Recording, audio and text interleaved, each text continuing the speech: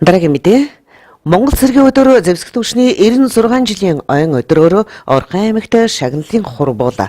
Монгол улсын ерөнхийлөгчийн зарилгаар болон Орхон аймгийн иргэдийн төлөөлөгчдийн хурлын байгууллагын нэрэмжит шагнал гардуулах ёслол Орхон аймгийн засаг дарган 5 газрын ёслол хүндэтгэлийн өргөнд боллоо. Монгол улсын ерөнхийлөгчийн 2017 оны 3 дугаар сарын 15-ны өдрийн 48 дугаар зарилгаар тулгар төрийн 2226 жил, их Монгол улс байгуулагдсны 811 жил, үндэсний эрх чөлөө тусгаар тогтнолоо сэргээ мандуулсны 106 жил, ардын явцгалын 96 жил, Монгол цэргийн өдөр зэвсэг түвшний 96 жилийн Казак түмний нааврын баяруулан олон улсын эмэгтэйчүүдийн эрхийг хамгаалах өдрийг тохиолдуулан аж үйлдвэр, хууль, эрх зүй, эрүүл мэнд, эдийн засаг, боловсрал, соёл, спорт, харилцаа холбоо, худалдаа үйлчилгээ, мал аж ахуй, газар тариалан болон төрийн бусад байгууллагуудад олон жил үр бүтээлтэй ажилласан хүмүүсийг шагнасан юм а.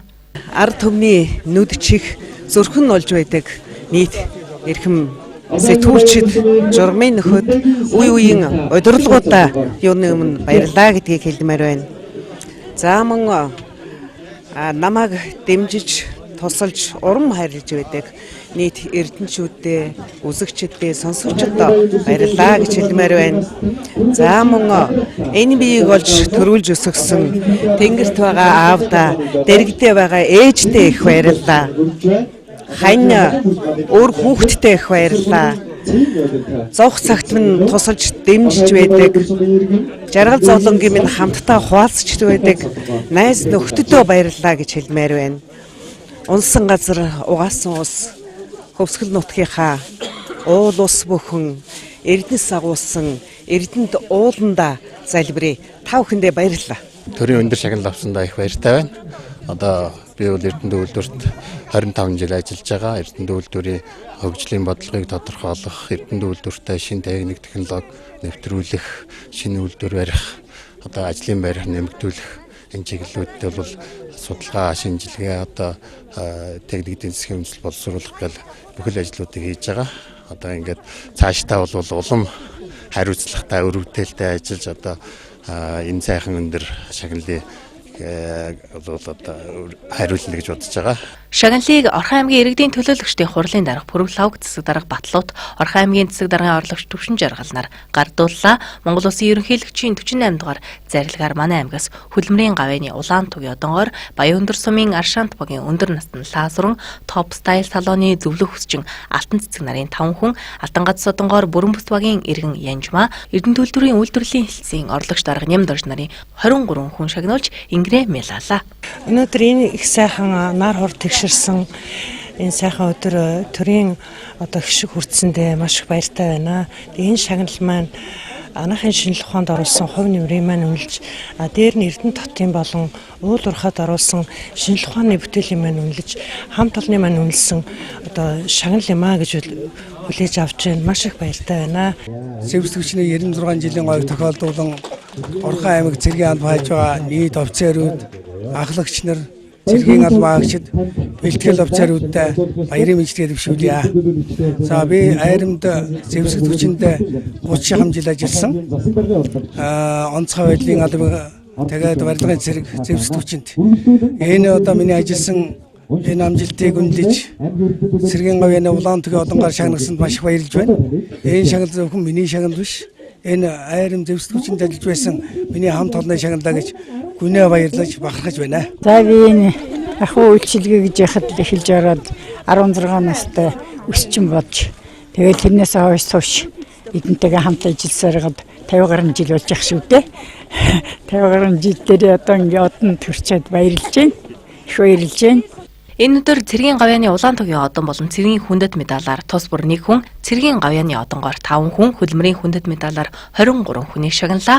Орхон аймгийн иргэдийн төлөөлөгчдийн хурлын байгууллагын иргэний төлөө медалаар Эрдэнэт үйлдвэрийн Ахмадын нэгдсэн зөвлөлийн дарга Диждийн байгаль, иргэдийн төлөөлөгчдийн хурлын хүндэт жуух бичгээр Аюур заны Чүлтэм Жамц, Сүхбаатарын өнөр тогтох зэрэг хүмүүс шагнуулж хөдөлмөр зүтгэлээ төр засагтаа үнэлүүлсэн юм а.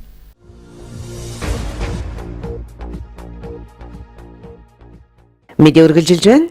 Эрдэнэт үйлдвэрийн цех нэгжүүдийн хөдөлмөрийн аюулгүй байдал, эрүүл ахуйн асуудалд Эрдэнэт үйлдвэрийн хөдөлмөрийн аюулгүй байдал, эрүүл ахуй байгууллагчныг хамгаалах хэлтсээс тогтмол хяналт тавин ажилладаг. 3 дугаар сарын эхний 20 хоногийн байдлаар тус хэлтсээс хийсэн ажлынхаа талаар дараах мэдээллийг өглөө.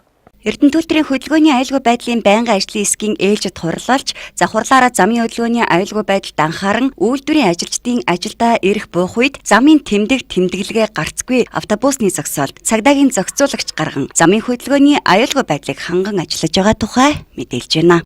Ажилчдыг 4:30 5:10 автобусаар энэ Апкагаас горд руу зөөхөд тэр урдуура тэр дүмгийн тэргээр ингэж яваад эргээд нөө сувлын наагуур иргэдэг тэр буудлын дээр одоогийн байдлаар бол тэр замын явганы гарцын тэмдэглэгээ байдгүй.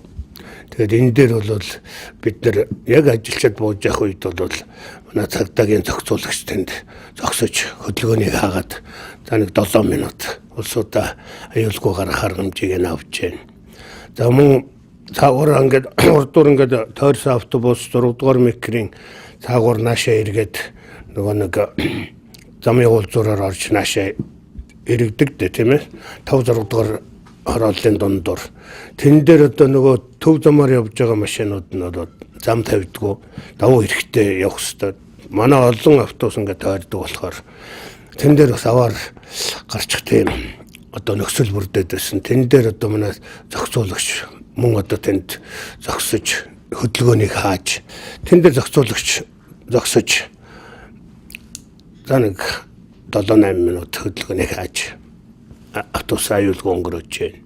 Түүнчлэн үйлдвэрийн дүүрэг дотор автомашинуудын замын хөдөлгөөний аюулгүй байдлыг хангуулан ажиллахад нь тогтмол хяналт тавин аюулгүй ажиллагааг ханган шатраатай үйл ажиллагааг тус хэлцээс зохион байгуулан ажиллаж байна. Эрдэнэтүлтрийн эчим хүчний цехийн 1-р подиум хүртэлх зам засах ажлыг төлөвлөн засварын ажил эхлэх гэж байна. За Эрдэнэтүлтрийн хөдөлмөрийн аюулгүй байдал байгаль орчныг хамгаалах хэлцээс хөдөлмөрийн хамт олонны хурлыг зохион байгуулж хурлаас гарсан ажилчдын санал хүсэлтээр тулгуурлан төлөвлөгөөгөө гарган 2017 оны ажлын төлөвлөгөөнд тусган шийдвэрлүүлэхээр болжээ. За хурлаас гарсан нэг шийдвэр нь Эрдэнэтүлтрийн нийгмийн цехүүдийн хөдөлмөрийн аюулгүй байдал эрүүл ахуй хариуцсан ажилчдыг Эрдэнэтүлтрийн үйл ажиллагаатай танилцуулах асуудал юм а. Ингэснээр нийгмийн цехүүдийн хөдөлмөрийн аюулгүй байдал эрүүл ахуй хариуцсан ажилтнууд үйлдвэрийн дүүрэгт үндсэн цехүүдийн үйл ажиллагаатай газар дээр нь үзэж танилцсан хөдөлмөрийн аюулгүй байдал эрүүл ахуй ажилтнууд харилцан туршлага судлах боломжтой гэж үзжээ. Энэ ажлыг энэ сард багтааж зохион байгуулах юм а.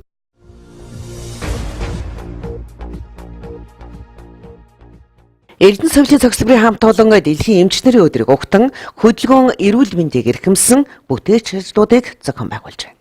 Дэлхийн эмч нарын өдрийг анх 1933 оны 3 сарын 30-ны өдөр Америкийн нэгдсэн улсад тэмдэглэж эхэлсэн төвхтэй бөгөөд тус улс 1990 оны 3 сарын 30-ны өдрийг үндэсний эмч нарын өдөр болгон тэмдэглэснээс хойш Дэлхийн эмч нарын холбооноос энэ өдрийг жил бүр албан ёсоор тэмдэглэж ирсэн. Манай аймгийн хувьд Дэлхийн эмч нарын өдрийг энэ жил тэмдэглэн өнгөрүүлэх ажлын хүрээнд эрүүл мэндийн чиглэлээр үйл ажиллагаа явуулж байгаа бүсийн онцлогоо эмчилгээний төв, Эрдэнэ совлын цогцлбор, Медибас төв эмнэлэг, өрхийн эрүүл мэндийн төвүүдийн эмч мэргэжилтнүүдийн дунд эрдэм жилгээний илтгэл онол практикийн баг хурлыг жил бүр зохион байгуулж салбарынхаа хөгжил үнэтэй хувь нэмэр оруулдаг. Дэлхийн эмч нарын өдрийг тохиолдуулан Эрдэнэ совлын цогцлбарын хамт олон эрүүл мэндийн замаар алхалт хийж байгаль орчны хог хаяглыг цэвэрлэн амралтын өдрийг бүтээлч байдлаар өнгөрүүллээ. За өнөөдөр манай Эрдэнэ совлын цогцлбарын бас ерөнхий эмчийн батлагчийн өдөр дэмжийн дагуу Дэлхийн эмч нарын өдрийг угтаж явуулсан арга хэмжээ байгаа. Энэхүү өдрөлгийн арга хэмжээнд маань эрүүл мэндийн замаараа алхах, тэгээ эрүүл мэндийн замаараа алхах хугацаанд олс таталт хөл бөмбөг, тэгээ өөрсдөө хариуцсан зам талбайгаа цэвэрлэх, байгаль орчноо цэвэрлэх гэсэн юм зорилготой. Тэгээ энэхүү одоо тэмдэглэлт өдрүүдийг угтаад манай зөвлөлийн цогцлбороос бүтээлчээр өнгөрүүлэх ийм чиглэлтэй ажиллаж байгаа. Дэлхийн эмч нарын баярын өдөр жил бүрийн 3 сарын 31-нд болдог байгаа. Энэ баярын өдрийнхөө хүрээнд эмч мэргэжилтнүүд уриалаад хөдөлгөөн эрүүл мэндийн ач тусыг сурчлаа бид эрүүл мэндийнхаа замаар алхаад тэгээд бөгөөд тэмцээнүүд зохиогоо явж байна. За 90 жил болгоны эмчнэр бол энэ өдрүүдийн хүрээнд онол практикийн баг хурлын тэмцээн аймгийн хэмжээнд болдог. За гар өмгийн тэмцээн эмчнэрийн дунд явдаг байгаа. Энэ гар өмгийн тэмцээн бол өнгөрсөн 7 хоногт бид бүх амжилттай оролцсон байна. Дэлхийн эмч нарын өдрийг тохиолдуулан Эрдэнэ совлын цогцлбарын хамт олон ерөнхий эмчийн баталсан төлөвлөгөөт ажлуудыг өрнүүлж байна. 148 ажилтнтай тус хамт олонны 70 гаруй ажилтан тус өдөрлөгт хамрагдлаа. Эрдэнэ совлын цогцлбарын хамт олон бусад цехийн туршлагаас суралцсан ажилчдаа 6 багт хувааж жилийн турш урлаг спортын үйл ажиллагаа зохион байгуулахаар төлөвлөжээ.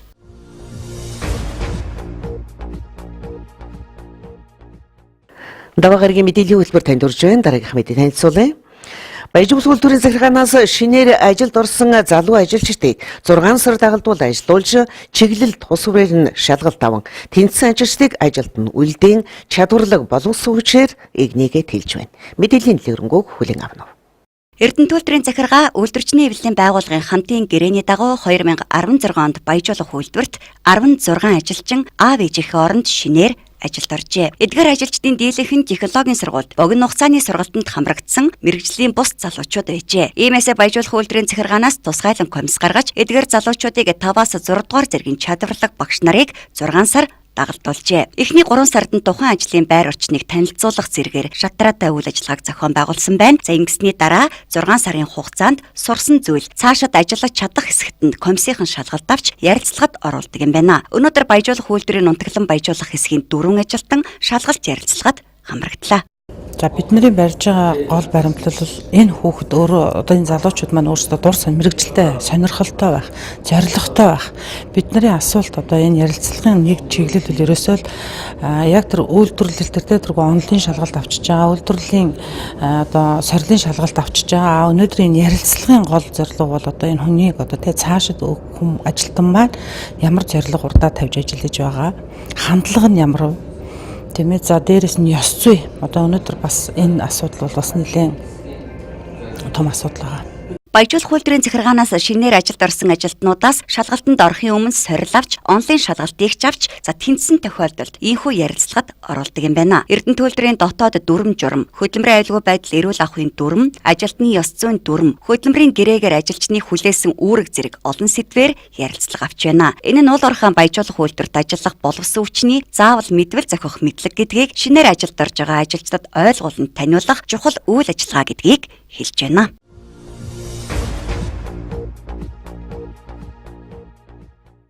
Эрдэнэ үйлдвэрийн харьяа технологийн сургуулийн суур шинжилх ухааны тэнхимээс өнгөрсөн амралтын өдөр пауэрлифтингийн хэвтийн шахалтын авраг шалгаруулах тэмцээнийг зохион байгууллаа. Монгол Улсын хөдөлмөрийн Баатар Шагдрын отгон мэлгийн нэрэмжит технологийн сургууль суурь шинжлэх ухааны тэнхим сурталчлах өдрүүд энэ сарын 9-ноос эхэлсэн. 21 багштайгаар сургалтын үйл ажиллагаа эрхэлж байгаа суурь шинжлэх ухааны тэнхимийн хамт олон тэнхим сурталчлах өдрүүд 4 сарын дунд үе хүртэл үргэлжлэн энэ ажлын хүрээнд багш ажилчид оюутан сурагчдыг хамарсан олон төрлийн үйл ажиллагаа зохион байгуулж багш нар туршлага солилцож оюутан залуусын оролцоог нэмэгдүүлж байна. Өнгөрсөн амралтын өдөр буюу энэ сарын 18-нд технологийн сургуулийн суурь шинжлэх ухааны тэнхим сурталчлах өдөр зориулсан пауэрлифтингийн хэвтээ шахалтын аврах шалгаруулах тэмцээн болж энэ спортоор хичээлдэг оюутан залуус хүч бирээс хорин өрсөлдлөө. Тус сургуулийн суурь шинжлэх ухааны тэнхимээс энэ тэмцээнийг 2 дахь жилдээ амжилттай зохион байгууллаа. 2017 оны одоо өсвөр үеийн залуучууд ахмадын хэвтээ шахалтын тэмцээн 2 дахь удаага отгон мэлгийн нэрэмжит технологийн сургууль дээр амжилттай зохион байгуулж байна. Тэгээ энэ одоо тэмцээнд маань улсын болон олон улсын одоо зэрэгтэй тамирчид оролцож байгаараа бас онцлог юм аа. Тэгээ манай сургууль дээр энэ пауэр лифтингийн клуб ажилладаг. За энэхүү спорт нь болохоор маш хурцтай хөгжиж байгаа спорт. Энэхүү спортоор манай аймагт одоо хичээлээ төвдлөхийн аваргаас амжилт гаргасан. Одоо маш олон тамирчид байдаг. Тэгээ одоо энэхүү одоо тэмцээн уралдааны зохион байгуулж байгаа гол онцлог маань болохоор одоо технологийн сургуулийн пауэрлифтинг TIS гэдэг клуб маань суурь шинжлэх ухааны тэнхимтэйгээ хамтраад зохион байгуулж байгаа. Технологийн сургуулийн хүүхд залуучууд маань болохоор энэхүү спортоор маш идэвхтэй хичээлдэг болсон. Тэгээд бие бэлдэр буюу сэтгэл санааны хувьд маш одоо зөв төлөвчлийг авч одоо ингэж одоо жинхэнэ ирчүүдийн баяраар жинхэнэ одоо хүчээ үзэж байна да энэ тэмцээнээр. Тэмцээнд Wise Ocean зэрэг 5 клубын 50 гаруй тамирчин оролцож газраас таталт хэвтээ шахалтын төрлүүдээр өрсөлдсөн юм а. Шилдэг клубээр Wise Gym клуб шилдэг тамирчнаар зохион байгуулагчаар ажилласан тамирчинд орж 250 кг өргөж шалгарсан. Харин өсөх ирээдүйдээ тамирчнаар технологийн сургуулийн оюутан Алтанбаяр тодорч үзэгчдийн дундах тэмцээнд тамирчин инх бэлэг тод сайхан нар төрүүлж амжилттай оролцлоо. Аймгийн аврах шалгаруулах тэмцээнд улс аймагт амжилт гаргасан шилдэг тамирчид оролцсноор онцлог боллоо. Мөн тус хамт олон тэнхим сурталчлах өдрүүдийн хүрээнд ерөнхий боловсролын сургуулийн сурагчдын дунд сагсан бөмбөгийн тэмцээн зохион байгуулахаар төлөвлөжээ.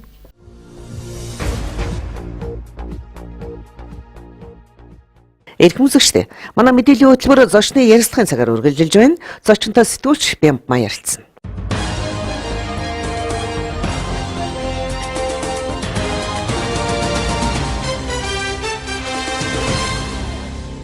Орой минь төргөө үзэгчдээ Эрдэнэ телевизийн мэдээллийн хөтөлбөр өдрийн зочны ярилцлагаар танд хүрэхэд бэлэн боллоо. Манай өнөөдрийн зочноор Эрдэнэ төлөвлөрийн үйлдвэрлэлийн элдсийн орлогч дарга нэмд орж урагдаа оролцож байна. Орой минь төргөө. За баярлалаа. Танд ч орой минь төргөө. За баярлалаа. Тэгэхээр 3 дугаар сар эхний 20 хоногийг бид бас ардаа үтлээ. Яг энэ хугацаанд ер нь олд амжилт үйлдвэрлэлийн үндсэн төлөвлөгөө даалгаврууд хэрхэн биелэгдэж байна? Энэ талаар таглаж зочид маань ярилцлага өгөөч. За манай хөтөлбөрийн хамт олон бол мэдээж оны эхнээс бид төлөвлөгөө суралтуудыг цаг хугацаа бүрдэн 7 хоног бүрдэн төлөвлөгөө дагуулсан биелүүлж байгаа. За өнөөдрийн байдлаар бид эхний 13 сарын 11 байдлах одоо үрдүн гарцсан байгаа. 3 сарын одоо 21-ний үрдэн удахгүй бид ингээд маргаашаас гараад ирнэ. Ер нь бол бид үйлдвэрлэлийн төлөвлөгөөд үндсэн үзүүлэлт бол бидний одоо амин сүнс бидний ганц одоо тэр чиг одоо баримжаа авч удаг бидний ганц зорилтыг билүүлж явдаг нэг юм тоон үзүүлэлтүүд хэдийгээр тоон үзүүлэлт гэсэн цаана үйлдвэрлэлийн үндсэн процесс явж яадаг, тэнд баялаг бүтээж яадаг, тэнд арт юм ажиллаж яадаг. Тэр хөдөлмөрийн автом бол одоо өөрсдийнхөө авьяас чадвар мэрэгжлээ гаргаж явж байдаг ийм сайхан одоо ажлын үр дүн байдаг. Тэгээд одоо эхний бид 3 сарын 10-ны байдлаар бол уулын цул гаргалтын төлөвлөгөө гэгч бид 105.9% биелэлтэй явж байна. За энэ мэдээ сарын эхнээс 37 мянган метр кубаар илүү явж байна. За хөр суултын хэмжээ бол 110.8% буюу 29.4 мянган метр кубаар бас илүү одоо явж байна. Хөдөр олруулалтын хэмжээ 19,200 тонн буюу бид 102% биелэлтэй явж байна. Тэгээд хөдөр төсөөсийн металл агуулгын хэмжээ бол 0,480 явж байна. Молибдений бол 0,16%-тэй. Тэгээд энэ бүх маань үзүүлэлт маань үндсэндээ бол Эрдэнэ төлөвлөрлийн үйл ажиллагаа хэвэн явж байгаа гэдгийн нэг тод жишээ. Тэгэл байх уу. Эрдэнэ төлөвлөр маань тасралтгүй үйл ажиллагаатай. За энэ ч утгаараа бид өдрөөс өдөрт одоо үйлдвэрийнхээ бүтээмжийг нэмэгдүүлэх, хүртэх сардлаа бууруулах маш олон одоо шатраатай үйл ажиллагаа зохион байгуулдаг. Үйлдвэрлэлийн хэлцийнхэн бол мэдээж боловсон хүчнээс гадна техник технологийн асуудал чухал байдаг. Энэ бүхэн дээр одоо хяналт тавь ажилладаг байгаа. Яг одоо 3 дугаар сар гарсаар өнөөдрийн хүртэлх хугацаанд үйлдвэрийн одоо айл хэсгүүд дээр техникийн засвар үйлчилгээ явагдаж байна. За мэдээж дулаан цахилгааны төв өргөтгөлийн асуудал байгаа бах. Ингээд бас энэ тал дээр та мэдээлэл өгөөч. Ер нь бол бид 17 онд техник технологийн шинжилгээний асуудлыг бол оны ихэнх төлөвлөсөн байгаа. Мэдээж энэ бол цаг хугацаатай асуудал. За ялангуяа сүүлийн өдрүүд өгөхөр бид манай үйлдвэрийн ерөнхий захирлын хэлснээр 5 одоо үндсэн зарчмын хүрээнд бол бид үйл ажиллагаагаа бас цэгцэлж явж байна. За ялангуяа бид өнгөрсөн одоо үед 10 жилийн үйлдвэрийн хөгжлийн чиг хандлага гэсэн 10 жилийн хугацаатай ийм одоо чиг хандлага концепт болоо сууж яасан бол одоо бид 15 жилээр явъя гэж. Тэгээ 5 жилийн хугацаанд үйл ажиллагаа хэрхэн явагдаж байгаа нь хэрхэн ажиллаа төлөвлөж байна. Энд ямар томоохон бүтээн байгуулалт хийх үүдийн асуудлыг бид одоо яригдж байна. Өнөөдрийн байдлаар бид одоо урт үе дунд хугацааны үйл ажлын төлөвлөлтийн хүрээнд манай бусад цэглэлцүүтэй хамтран ажиллаж байна. Энэ жилээс уулуурхаан салбарын 95 жилийн байр болж байгаа. Тэгэхээр энэ мэдээж одоо комисс гарч олон шатраатай үйл ажиллагааг зохион байгуулж байгаа. Та өөрөө жинхэнэ одоо уурхайн олон жил ажиллаж байгаа хүн. Тэгэхээр мэдээж та энэ баярт үйл явдлыг хамт олонныхоо хувьд одоо ямар одоо урам зоригоор ямар одоо үйлдвэрлэлийн өгцөн одоо ажлуудаар өрнүүлж байна. Уулуурхаан 95 жил гэдэг бол энэ хэрийн одоо манай Монгол орны хүрээнд бол томоохон аж үйлдвэрийн салбарыг 95 жил одоо явуулж ин гэдэг бол үнэхээр сайхан надад тийм төвөгтэй ирж байгаа. Уулуурхаан салбар мэдээж хүнд үйлдвэрийн салбар Монгол улсын эдийн засгийн томоохон өрөг оройтой голлох одоо ачааг үүрч явдаг. Тэрний нэг одоо голлох оройд явж байгаа энэ салбар бол манай энэ үйлдвэр бол манай Эрдэнэ үйлдвэр. Бид Эрдэнэ үйлдвэрийг зөвхөн Орхон аймгийн хэмжээнд ярьдаг байгаа. Эрдэнэ төлөвлөрүүд Монголын уулуурхаан салбарын хэмжээнд ярьдаг. Дэлхийн хэмжээнд ярьдаг юм уурхай болчихжээ. Тэгээ 95 жилийнх нь одоо бараг 40 жил нь манай холбоотой. Бид бол Эрдэнэ төлөвлөр бол үнэхээр Монгол орны уулуурхаан салбарт хэрхэн яаж ажилласан, ямар бүтээн байгуулалттай, ямар 100-ны бүтээн байгуулалттай гэдгээр бол үнэхээр бид бол их тийм багтам сайхан амжилттайгаар мэдээж энэ 95 жилийнхаа өгөгдөж байна. За мэдээж бид үйлдвэр маань 40 жил багтаа том тохиромжийн шинжилгээний асуудал хэдийгээр тухайн одоо цаг үетэй төлөвлөж идэг ч гэсэн үйлдвэр маань бас одоо ерөнхийдөө 60% мал том тохиромжийн шинжилэл хийхээс наашгүй хэмжээнд хүрсэн байна. Тэгсэн мөртлөө бид 95 жилийн өмнө гэхээр өнгөрсөн жилийнхээс илүү бас 30 одоо сая 900 мянган тонн өдөр боловно гэсэн бас төөхөнд байх амжилтаар 95 жилээ огтыг гэсэн ийм зорилготой явж байна. Үүнийхээ дагуу одоо үйлдвэрлэл тасралтгүй үйл ажиллагааг ханган ажиллаж байгаа. Манай Эрдэнэт үйлдвэрийн өдрийн ил уурхаатай бас салшгүй холбоотойгоо нэмдэр дарга маань уул анхаал одоо өрөмдөг тэсэлгээний нисгийн дараагаар ажиллаж байсан. Тэгэхээр ер нь бас өөрөө эрдмийн хүн энэ ч утгаараа бас таны ингээд үг яриа хиллэгнээс харж байхад бас авууштай зүйлүүд их байдаг л та. Тэгэхээр манай Эрдэнэт үйлдвэрийн хэмжээнд техник технологийн шинжилгээ ажлууд хийнэ гэж шинээр юм авчир суйрлуулж тавьж байгаа юм шиг ярьдаг. Тэгэхээр юм дартаа болохоор техник технологийн сайжруулалт за үүнийг нутагшуулах нь зүйтэй гэд та олон одоо ер нь хурал зөвлөгөөнүүд дээр хэлдэг. Тэгэхээр та энэ талаараас одоо нийт үзэгчд маань одоо энэ хиллэг нь ер нь ямар байх ёстой юм бэ? Энэ талаар та ярьж өгөөч. За яг энэ бол мэдээж угаасаа л энэ уулархан салбарын хэмжээнд ярьдаг, бодлогын хэмжээнд ярьдаг асуудал л да. Энэ томоохон бүтээн байгуул, томоохон үйлдвэрлэлийн хэмжээнд мэдээж альва техник технологийн шинжилгээг бол системтэйгээр явуулдаг. Ямар техник технологи бид одоо хэрэгжилж байгаа юм бэ? Тэрийг хэрхэн сайжруулах вэ? Мэдээж тэр техник технологи бол нутагчсан тохиолдолд бол тэр бол үр дүнгээ өгөөд явж байгаа. Энэ 40 жилийн хугацаанд манай Эрдэнэт үйлдвэр бол техник технологийн шинжилгээ чамгүй сайн хийгдсэн гэж ойлгож байгаа. Одоо цаашлаад мэдээж энэ хийгдэх нь зайлшгүй. Ер нь техник технологийн шинжилгээг бол одоо бид шин бүтээн байгуулалт хийхдээ уялдуулаад урд нь баасан том тохиромжийг юм одоо тэрний туршилтын үр дүн тэрний бүтээл чанарын үр дүн магадгүй тэрийг дараа шин техник технологи нь шууд уялдуулаад одоо сайжруулах тэрийг нь одоо туршигдсан юмыг нь тухайн одоо уулархан салбарт нэвтрүүлэх тэр нь одоо дэлхийн хэмжээнд гарсан бүтээгдэхүүнийг нь дэлхийн хэмжээнд гарсан технологийн одоо өнөөгийн байгаа технологитой уялдуулаад нэг усны цаг хугацаа алдалгүй нэг усны зогсолт хийхгүйгээр тэгээд тэрүүгээ туршил судалгаа тэрний үндсэн дээр одоо шинжилэлт хийх хэрэгтэй гэж би дотроо энэ бодож явдаг. Энэ уулархан салбар бол тийм шинжилтээр явж байгаа.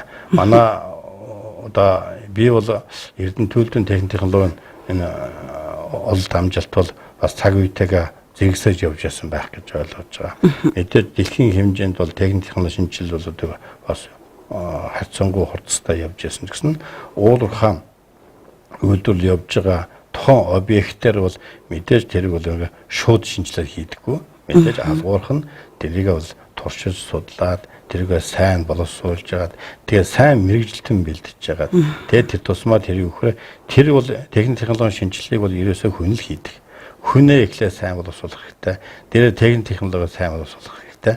Эцэст нь юу гэхээр тэр нь бол чанартай сайн бүтээгдэхүүн байх ёстой учраас би техник шинжилгээг бол заавал туршил судалгааны үндсэн дээр хийх ёстой нэг юм болоо гэж ойлгож байгаа.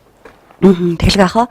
Энэ сарын 25-нд манай Эрдэнэт үйлдвэрийн дулаан цахилгааны өргөтгөлийн ажилтай холбогдуулаад 1-ээс 7 дугаар анкруудын одоо агаарын шугамыг татах ажил үндсэндээ дуусаад одоо 2-оос 3 дугаар анкруудын шугам татах ажлыг хийх гэж байгаа. 25-нд яг одоо тэр тодорхой нэг 20 цагийн одоо бас тог таслах энэ ажлыг хийжээч анкрын шугамыг холбоно. Энэ ажилд одоо үйлдвэрлэлийнх маань яг бүгд бэлэн болсон байгаа.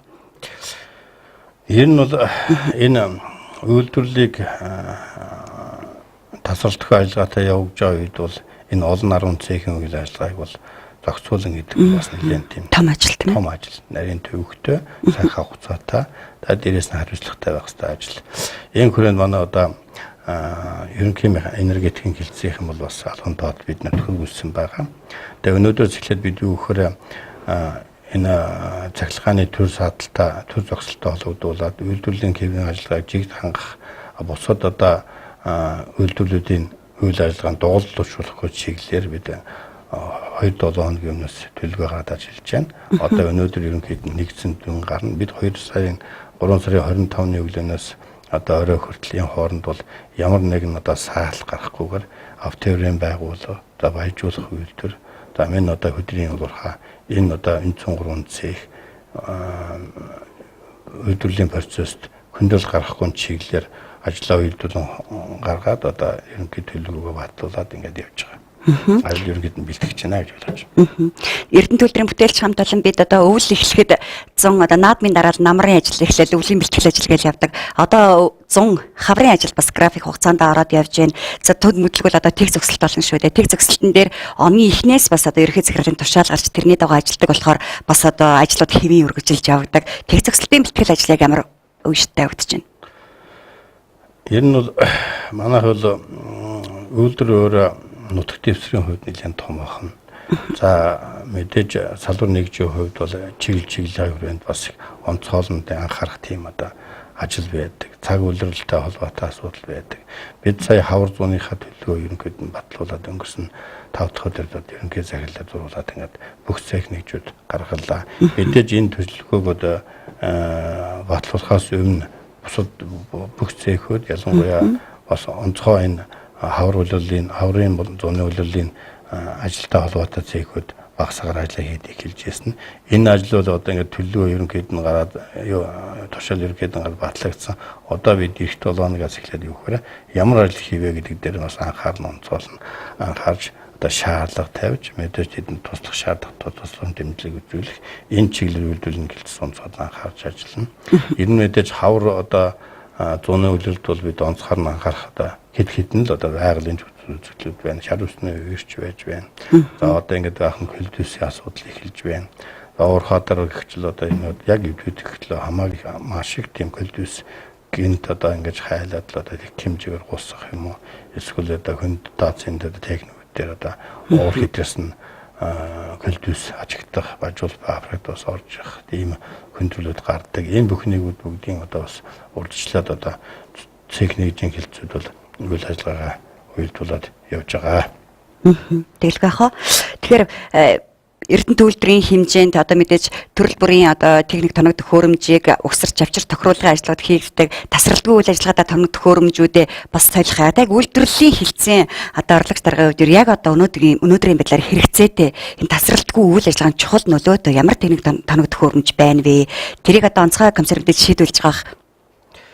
Тий онцгой комиссар бид өнгөрсөн 5-7 хоногоос ярилцсан 5-4 өдөр. Тэгээд ер нь бол шаардлагатай тонд хөрөмжийг одоо ихний өдөрт авъя. Одоо хурдан шийдвэрлэх. Ялангуяа үйлдвэрлэхэн бол ялангуяа энэ баялаг бүтээгч нар юу хүсэж байна гэхээр ерөөсөө л одоо бид тасралтгүй сайн ажиллахын тулд сайн одоо тонд хөрөмжийг цаг хугацаанд нийлүүлэх. Жишээлбэл одоо бид энэ жилийн баялаг парк хамаагүй томоохон одоо засварын ажиллагч одоо 3-4 дугаар терминс асуудал байна. Энд чи одоо миний хар бол одоо бараг л одоо энэ маргаашгүй ирсэн үйл ажиллагаа явж явах хэмжээнд баймаар байдаг. Тэгтэл бас жаахан сааталтай байж байна. Гэтэ энэ бүгд бол эцэст нь юу гэхээр бид бүгдийн л одоо хамтран хийх ажлын нэг хүрээ учраас би бол одоо энэ төлөвлөсөн ажлыг цаг хугацаанд нь хийх байхаа гэсэн ийм зорилго итгэл найдвартай байгаа. Мэдээж энэ чиглэлээр бид шаардлага тавина. Үйлдэл бол одоохондоо эхний 2 сар 3 сартаа хэвэн ажиллаж байна. Мэдээж эн чинь бол бүтэн жилийн туршид хийгдэх учраас энэ бол цаг хугацаагаа өөрөө ингээд хөссөн хүлээгөө одоо ингээд хэлж өгдөг, тонд хөрөмжөд зогсож эхэлдэг. Заримдаа одоо ингээд эвдэр саатал гарлаа гэдэг ярьж эхэлдэг. Зарим цехийн дарначин хүртэл одоо бид яах вэ гэдэг хэмжээнд хүртэл нэгэн одоо толгойн гашаалдсан одоо санаа зовцсон ийм байдалтай байдаг. Ийм бүгд өөрөө юу гэхээр бид үйлдвэрлэлийнхаа энэ төлөвлөгөөт засваруудыг цаг хугацаанд нь хийхгүй болохгүй гэсэн нэгэн сэтгэлтэй байдаг учраас би энэ засварууд цаг хугацаанд нь хийгнэ гэж ойлгож байгаа. Үзэг та бүх маань сая мэдээлэл хөтөлбөрөөр харсан байх. Манай Нямдарж дарга маань саяхан одоо 2 хоногийн өмнө бас төрийн дээд одоо медаль алтан гац цадангоор ингрээ мэлаасан байгаа. Тэгэхээр нийт үзэгчдийнхээ өмнөөс танд бас баяр хүргэе. Тэгэхээр яг уурхаатай холбогдоод 9 жилээр нь та одоо Эрдэнэ төлөвлөртөө ажиллаж байна. Ер нь бас яг алтан гац одонгоор шагнуулж явах тэр төрсэн сэтгэлээсээ бас бидэнтэй ойлцооч. За баярлалаа. Хүн бол ер нь одоо их томоохон байгууллага.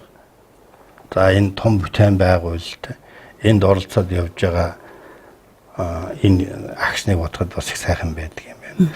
Би одоо Эрдэнэ төлөвлөлтөд 86 онд анх иржсэн юу ч мэдэхгүй хүн байсан. Тухайн үед одоо ажлаа яа сайн хийх вэ? Ер нь бол болж игэл одоо хүнд голгох юм шиг байх юмсан гэдэг энэ чиглэлээр л хүн анхаарч ажиллаж байсан. Одоо ингээ эргээд 31 жилийн дараа харахад бас үнэхээр олон цаг хугацаа өнгөрсөн юм байна. Одоо би миний хөдөлмөрийн гараа гэсэн хөдрийг дурахад би 29 жил ажиллаа. Тэнд байж явахдаа үнэхээр олон сайхан хамт олонтой ажиллаж байсан байна. За ажиллаж явах хугацаанд бас их томоохон одоо тийм одоо бүтээн байгуулалт гар бие оролцъё гэсэн байна. Оюун ухаанаа зарцуулъя гэсэн энэ чиглэлээр бас одоо энэ бас чамгүй юм бүтээж хийсэн гэж би өөрийгөө ойлгож байгаа. За тэгээд тэлсгээс эхлээл тэлсгийн мастрыг ял тэгэл өрөмжлөг тэлсгээ хоёр хэсэг нэгтгэх нь тэрний одоо ахлах мастрыг ял хэсгийн дарга гээл хэсгийн даргаас хойш одоо 99 оноос хойш одоо 2015 16 он хүртэл одоо даргаар нь гээл ингээ явж байхдаа мэдээж энэ хөдөлгөөний хамт олон чинь үнэхээр сайхан хамт олон байдаг. Тэрний л одоо үр дүнгээр бид нар чинь өнөөдөр өөрсдөө хөдөлмөрийнхөө үр дүнг харуулдаг. Сая сүүлд ирэл одоо 2 жил гаруй хугацаанд үйлдвэрлэлийн гэлцээр ирлээ. Үйлдвэрлэлийн гэлцийн хамт олон гэж бас одоо төрийн бидний ярьж байгаа шиг үйлдвэрлэлийн нэлээд томоохон үйл явцыг ерөнхийдөө нэгж өдөр төлөвлөж явдаг энэ сайхан хамт олон байна. Ингээ бодохоор бол би бас их азтай юм. Тэгээ саяхан одоо төрийн удан одоо медалаар алтан газруудаа ингээ шагналж байхдаа би бодож байсан. Энэ ямар сайхан одоо хамт олон юм бэ? Энэ 30 гаруй жилийн бүтээн түүхэнд одоо би бол бас ингээд хөдөлмөрийн хамт олонд ингээд өөрийгөө хөндлөлөө төр зэсгэр өөрийгөө хөндлөж байхдаа би бас их дотор сэтгэл өндөр байлаа. Хамт олон дотор их талархч байлаа. Тийм учраас одоо би энэ бүтээлийг энэ шагналыг аваад зогсож байгаа тэр агшинд бол өгөхөөр би хөдөлмөрийн хамт олонтой их баярлсан. Ялангуяа одоо хөдөлмөрийн урахаа өрөмжлөл засгийн хамт олондоо их баярлсан. Ялангуяа сая намайг ингээд ирчээд энэ нэг уурхаа нэг хэсэгт байсан хүн үйлдвэрлэлийн том хэлцэд ирчгээд энэ үйлдвэрлэлийг том одоо өнцгөр харах, том одоо тооноор харах энэ хэмжээнд одоо манай хамт олон надад тус дэмжилж үзүүлж байсан. Энэ утгаараа би ингээд надтай хамт ойрхон байгаа, надтай хамт ажиллаж байсан нийт хөдөлмөрийн хамт олонд баярлж авдаг юм аа. Ийм баяр бас та бүгдийн баяртай яг нэг л одоо хэмжээнд би дотроо баярлж байгаа шүү гэж ойлгож байгаа. Тэгээ та бүгдээ бас их баярлалаа. Намаа тусаар дэмжиж ясан одоо өдрийн удирдлагууд, хөдөлмөрийн хамт олон ер нь бол одоо намаа мэддэг хүм болгондоо би чин сэтгэлээр их баярлж байна. Та бүгдийн ач хавьяа шүү гэж хэлмээрээ. За ярта тэгэлгүй яхаа танд илүү их амжилт сайн сайхан бүх нэгний үзэгтэй хүмүүст хүсье. Баярлалаа үзэгчдээ манай Эрдэнэ төлөвлөрийн мэдээллийн хөтөлбөр өдрийн зочны ярилцлагаар танд хүрлээ. Эрдэнэ төлөвлөрийн үйлдвэрлэлийн одоо явцын талаар дэлгэрэнгүй сайхан цаг үеийн асуудлаар ярилцсан Нэмдэр даргатай баярлалаа. Мэдээллийн хөтөлбөр үргэлжилж байна.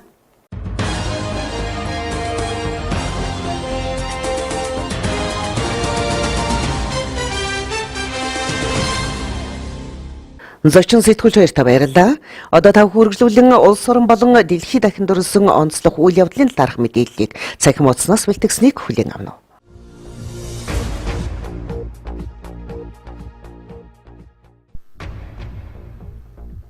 Хэдийн чанддах монголчууд гадаад паспортаа 30 хоногийн дотор авдаг боллоо. Хэдийн чандад байгаа монгол иргэд энгийн гадаад паспорт захиалга, паспорт олох ажиллагааг хэлбэршүүлэх журмыг гадаад харилцааны яам, оюуны өвч, улсын бүртгэлийн ерөнхий хамтран энэ сарын 14-ний өдрөөс хэрэгжүүлж эхэллээ. Шинэ журам хэрэгжиж ирснээр монгол иргэд гадаад байх хугацаанд тухайн улсад байрлах монгол улсын ичиг зайдын яам, консулын газар захиалсан паспортын мэдүүлгийг цахим хэлбэрээр хүргүүлэх боломж нэгдэж байгаа. Харин өг нь паспорт захиалсан иргэн дундаж 60-аас 70 хоног хүлээдэг байсан хугацаа 30 хүртэл хоног болон багасгаж байгаа. Зашрамд өртөхөд 2016 онд хэлийн чандад энгийн гадаад паспорт захиалсан 1941 иргэнд 2015 онд 1636 иргэнд тус паспорт олгож ажилласан хэмээн консулын газраас мэдээллээ.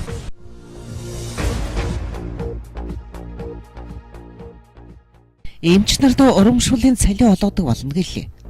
Эрүүл мэндийн сайд цогцыг эмч ажиглалтад урамшууллын цалин хөлс олгодог болж олон хүний амийг аварсан Монголд эмчлэгдэх байсан өвчнийг эмчилдэг болсон эмчид онцгой урамшуул үзүүлдэг болох талаар санал гаргаад ажлын эсэг гаргаа ажиллаж байгаа гэлээ.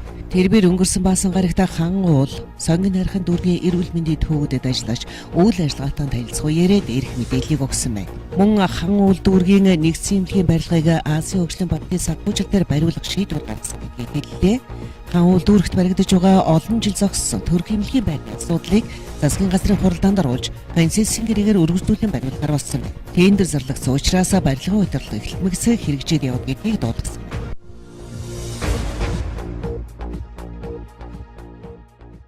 Цэрийн хаан Гавьята зодог тайллаа. 1989 оноос хойш өнөөдрийн хүртэл нийт 26 жилдээ жуудаа бүхс татамда цаг хорон хүч бүхнээ зориулсан Монгол Улсын гавьяа тавирчин Цэрэн хаанд зодог тайллаа. Хөлөмрийн Баатар Төвшин баяр Цагаанбаатар тэргүүтээ шилдэг жуудагчдод Цэрэн хаанд гавьяатад хүндэтгэл үзүүлж түүний зодог тайлах ёслыг инхүү өндөр төвшин зохион байгуулсан байна. Жуудаа бүхийн үндэсний шигшээ багийн хамт олон алдар спорт хорооны удирдлагууд Өвөрнган аймгийн нутгийн зөвлөлийн хамт олон түүнд хүндэтгэл үзүүлсэн юм. Гавьяатын хувьд анхны дасгалжуулагч маш бат агсны Бүгбат ардын багш насан тогтох алдар спорт хорооны дасгалжуулагч Нямлавг нарыг газар барилдааны бидэд дуудлага бодлоо үзэгчдийн бооцооны тодорхой хувийг Цэрэн хаанд гавьяатад болов тэрэгэн зэртэй эрдийн холбоонд хайлуулах.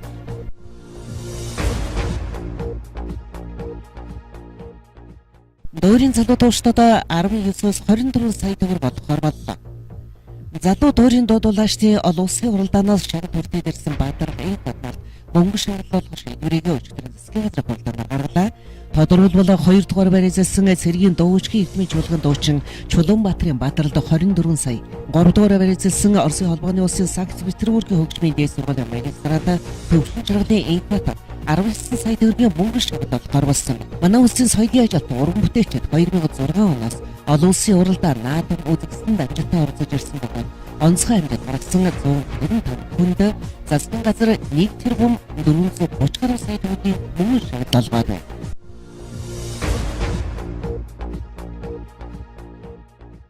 Бүргэд хаалгыг хөшиж онгойлгон хулгай хийдэг байсан байна.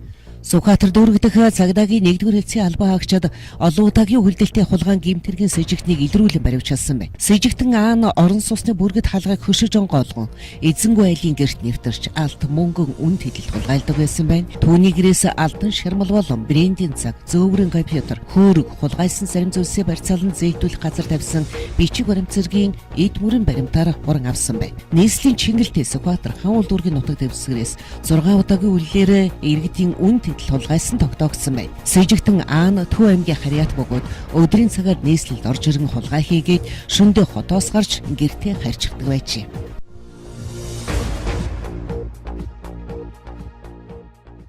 Дэлхийн хүн амын дийлэх нь исламын шашин шүтдэг болно.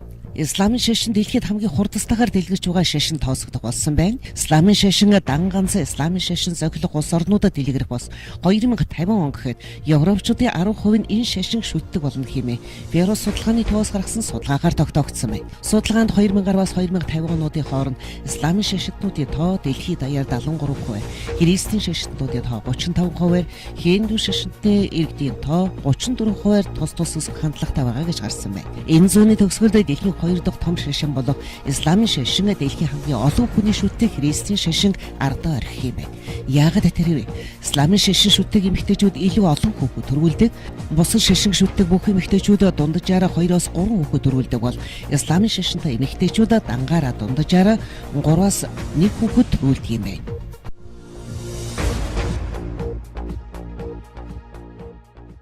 Мэдээллийн хөтөлбөрөөр төгсгөлдөө хотуудын ойрын 3 хоногийн цагаагаар мэдээ арилжааны банкудаас ирүүлсэн валютын ханшийн мэдээллийг хүргэе.